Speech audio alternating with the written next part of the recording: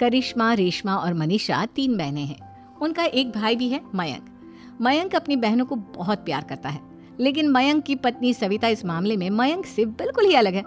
वो अपनी ननदों का जितना बुरा कर सकती है उतना बुरा करती ही रहती है और अपनी ननदों पर हुक्म भी चलाती है। करिश्मा, करिश्मा, तुमने अभी तक नाश्ता नहीं बनाया?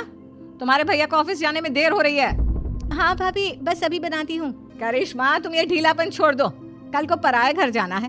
वहाँ अगर तुम इस तरह से काम करोगी तो लोग क्या कहेंगे कि माँ ने और भाभी ने कुछ सिखाया नहीं। और तुम्हारी दोनों बहनें कहाँ है?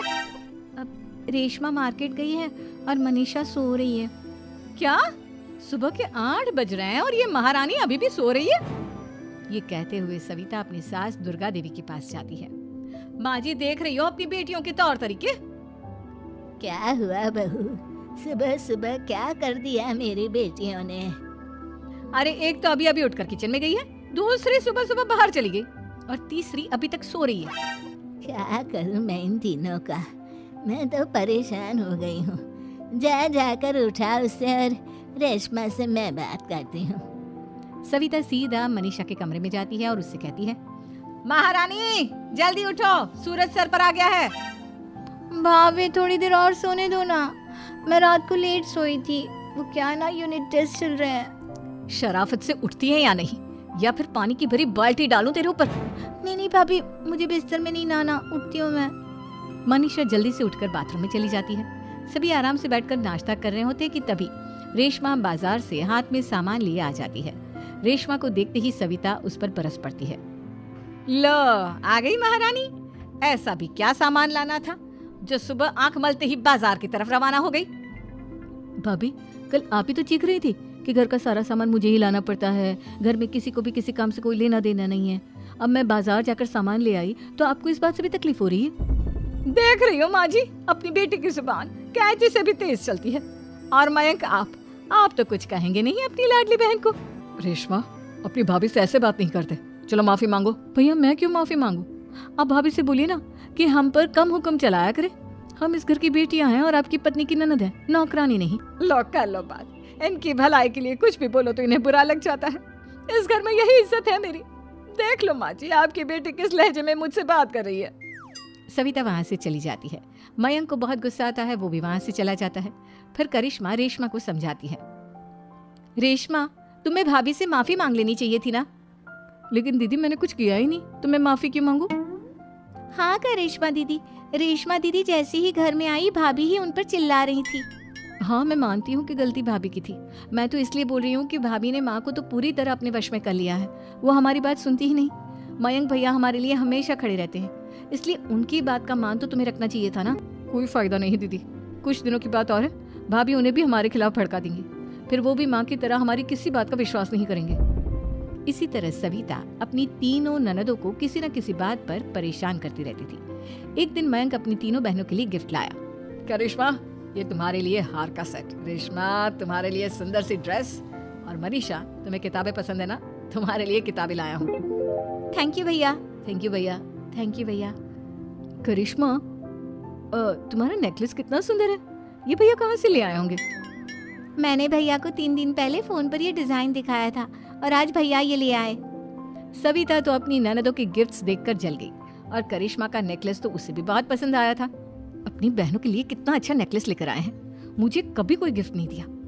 मैं आज ही ये हार चुरा लूंगी। रात में सविता करिश्मा का हार चुरा लेती है और इसी तरह उसे अपनी ननदों की जो भी चीज अच्छी लगती वो उसे मांगती नहीं, बल्कि रात के अंधेरे में चुरा लेती।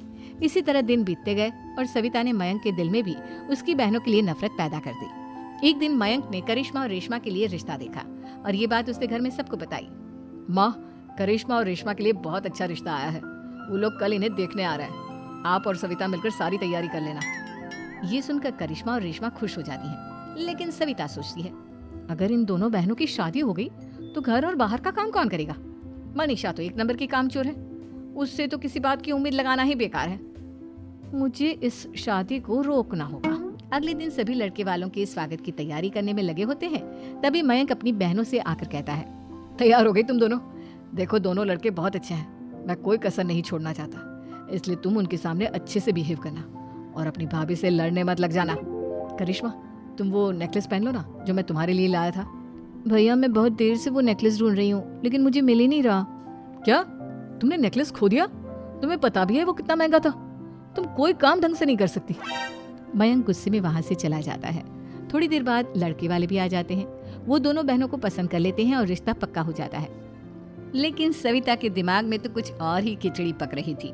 वो पंडित जी के पास करिश्मा की कुंडली लेकर जाती है और उन्हें पैसे देकर करिश्मा की कुंडली बदलवा देती है।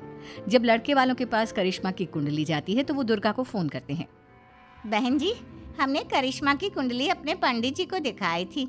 आपकी बेटी की कुंडली नहीं बल्कि दोषों का पिटारा है। देखिए, मैं और मेरे पति इन सब बातों में बहुत विश्वास करते हैं, इसलिए हम आपकी बेटी से अपने बेटे की शादी नहीं करा सकते। इस तरह करिश्मा का रिश्ता टूट जाता है और सभी घर वालों को बहुत दुख होता है। अब कविता सोचती है, चलो करिश्मा का तो रिश्ता टूट गया, अब रेशमा का भी रिश्ता तोड़ना है। क्या करूं? अब सविता आवाज बदलकर किसी अननोन नंबर से रेशमा के होने वाले ससुराल में फोन करती है। हेलो, मैं कौन हूँ कौन नहीं ये आपके लिए जानना जरूरी नहीं। बस इतना सुन लो कि रेशमा का 2 साल से किसी के साथ अफेयर चल रहा है। बस रेशमा का रिश्ता तोड़वाने के लिए सविता का इतना कहना काफी था। अब रेशमा का भी रिश्ता टूट गया। मयंक और दुर्गा देवी ने रेशमा को खूब खरी खोटी सुनाई और उससे बार बार उस लड़के के बारे में पूछने लगी। आप दोनों मुझे क्यों परेशान कर रहे हो? अरे कोई लड़का होगा मेरी लाइफ में तो मैं बताऊंगी ना। जब कोई है ही नहीं तो कहाँ से लाऊं मैं कोई लड़का? तो तेरे होने वाले ससुराल वालों को फोन किसने किया था? माँ, मैं नहीं जानती किसने फोन किया था, मैं सच कह रही हूँ। मैं तो पहले ही कह रही थी इसकी लगाम खींच कर रखो, लेकिन मेरी सुनता ही कौन है। आप चुप रहिए भाभी, ये सब आपका ही किया धरा है। अब तीनों बहनों को विश्वास हो जाता है कि ये सब उनकी भाभी ही कर रही है। तीनों बहनें अपनी भाभी को सबक सिखाने के लिए एक वकील कर लेती है और घर में हिस्सा मांगना। देखो भैया, माँ बाप की जायदाद में जितना बेटों का हक होता है उतना ही बेटियों का, इसलिए इस घर के 4 हिस्से होंगे और हमें अपना हिस्सा चाहिए। मैंने तुम्हारे लिए क्या क्या नहीं किया और तुम इस घर में हिस्सा मांग रही हो? भैया, आप और माँ हम बहनों की कोई बात नहीं सुनते हो और भाभी हमारी शादी नहीं होने देगी क्योंकि उन्हें लगता है कि आप हमारी शादी में ज्यादा पैसा लगाओगे और उन्हें हम जैसी फ्री की नौकरानी कहाँ मिलेगी। तो हम भाभी के साथ तो रह नहीं सकते, हम बहनों को अपना हिस्सा चाहिए। अरे तुम्हें शर्म आनी चाहिए अपने भाभी पर ऐसा इल्जाम लगाते हुए। वो तुम्हारे बारे में कितना सोचती है। हाँ माँ, भाभी हमारे बारे में बहुत सोचती है। दिन रात बस यही सोचती रहती है कि किस तरह से अपनी तीनों ननदों को परेशान करूं और कभी मुझे पढ़ने भी नहीं देती। दोनों बहनों का रिश्ता भी तो इन्होंने ही तोड़वाया है और रात में हमारे कमरे में आकर हमारी चीजें भी चुराती हैं। इसी तरह सविता की तीनों ननदें अपनी बात पर अड़ी रही। अब कोर्ट में तारीख भी शुरू हो गई। जब सविता को लगा कि उसकी तीनों ननद इतनी आसानी से नहीं मानने वाली तो उसने अपने पति और सास को सारी सच्चाई बता दी और अपनी तीनों ननद से माफी मांगी। मयंक और दुर्गा को भी अपनी गलती का एहसास हो गया। अब सविता खुद करिश्मा और रेशमा के लिए अच्छा रिश्ता ढूंढती है और उनकी शादी करवाती है।